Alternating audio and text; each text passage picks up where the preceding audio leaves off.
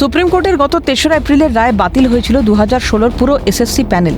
তারপর মধ্যশিক্ষা পর্ষদের নতুন করা আবেদনে সাড়া দিয়ে 17 এপ্রিল সুপ্রিম কোর্ট নতুন নির্দেশ জারি করে। সেখানে বলা হয়েছে, অযোগ্য চিহ্নিত নন সেই সব নবম থেকে দ্বাদশ শ্রেণীর শিক্ষকদের চাকরি আগামী 31শে ডিসেম্বর পর্যন্ত বহাল থাকছে। কিন্তু আগামী 31শে মের মধ্যে নতুন নিয়োগের বিজ্ঞপ্তি দিয়ে 31শে ডিসেম্বরের মধ্যে নতুন করে পরীক্ষা নিয়ে নিয়োগ প্রক্রিয়া সম্পন্ন করতে হবে, যার প্রতিবাদের ঢেউ কলকাতা থেকে ছড়িয়েছে বিভিন্ন জেলায়। অযোগ্য চিহ্নিত নন সেই সব শিক্ষকদের প্রশ্ন, তারা আবার কেন নতুন করে পরীক্ষা দেবেন? সাধারণ মানুষকে পাশে চেয়ে সেই উদ্দেশ্যেই শুক্রবার পুরুলিয়া গভর্নমেন্ট গার্লস স্কুল থেকে ট্যাক্সি স্ট্যান্ডের আম্বেদকর মূর্তির পাদদেশ পর্যন্ত প্রতিবাদ মিছিল করেন তারা।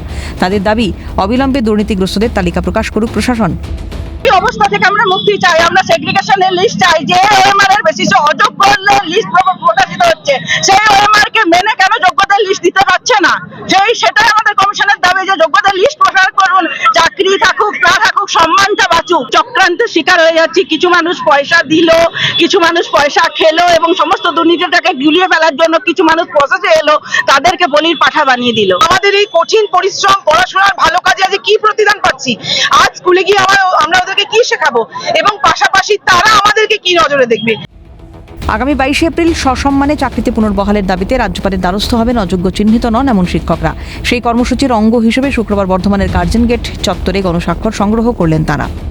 শিক্ষক হচ্ছে সমাজের মেরুদণ্ড, তো তারাই যদি আজকে পঙ্গু হয়ে যায় তাহলে সেই প্রভাব কিন্তু প্রত্যেকটা স্তরেই পড়বে। ফলে প্রত্যেক মানুষের মধ্যে বেশিরভাগই আমাদের সঙ্গে আছেন, তবে হ্যাঁ কিছু কিছু মানুষ হয়তো বুঝছেন না ব্যাপারটা, সেটা আমি তাদের কিছু বলার নেই। আমি 22শে এপ্রিল আমরা এই সমস্ত কর্মসূচিগুলো একসঙ্গে করে প্রত্যেকটা জেলা থেকে রাজ্যপালের কাছে গিয়ে আমরা সেগুলোকে প্রত্যেকটা জমা দেবো। সরকারের তরফ থেকে বা এসএসসি তরফ থেকে কি ওরা পদক্ষেপ নেয়, তবে আমরা পরীক্ষা দিতে রাজি নই। আমরা তো পরীক্ষা দিয়েছি, আমাদের তো ওএমআর আছে, সেটা পাবলিশ করলেই সমস্যা মিটে যায়।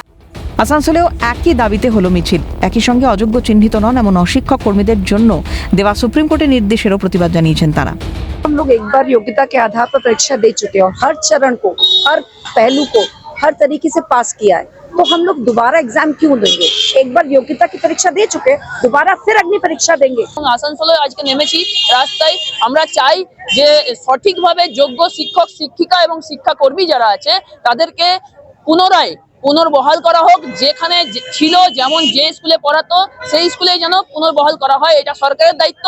এখানে যেগুলো ডেটাগুলো আছে, সিবিআই লিস্টে যে হার্ড ডিস্কটা আছে, সেই হার্ড ডিস্কে সমস্ত 22 লক্ষের এই ওএমআর সিট আছে, সেখান থেকে রিপ্যানেলের ব্যবস্থা করা হোক। দরকার হলে আমরা ওয়েট করতে রাজি আছি, কিন্তু রিপ্যানেল হোক। কেন আমরা পরীক্ষা দিতে যাব?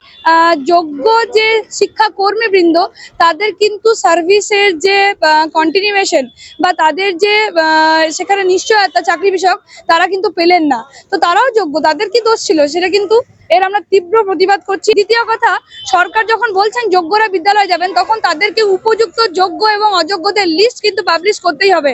এবং ইমিডিয়েট আমরা যেটা চাইছি সেটা হচ্ছে, যারা টেন্টেড অযোগ্য তাদের টার্মিনেশন লেটার হাতে ধরাতেই হবে। একবার পড়াশোনা করে পরীক্ষা দিয়ে সরকারি চাকরি পেয়েছিলেন, তারপর সেই চাকরির বৈধতা নিয়ে প্রশ্ন ওঠায় তদন্ত করে কেন্দ্রীয় গোয়েন্দা সংস্থা। সেই তদন্ত রিপোর্ট দেখে একাংশের বৈধতা সম্পর্কে নিশ্চিত হয়েছে শীর্ষ আদালতও। তারপরেও কেন পুরো প্যানেল বাতিল? ছাত্রছাত্রীদের জিজ্ঞাসু চোখের দৃষ্টি কিভাবে মেনে নেওয়া সম্ভব? এখন কিভাবে নতুন করে পরীক্ষার প্রস্তুতি সম্ভব? প্রশ্ন আন্দোলনকারী শিক্ষকদের। পুরুলিয়া থেকে দীপক রাম, বর্ধমান থেকে রাজেশ খান এবং আসানসোল থেকে তৃণাঞ্জন চট্টোপাধ্যায়ের রিপোর্ট, ক্যালকাটা নিউজ।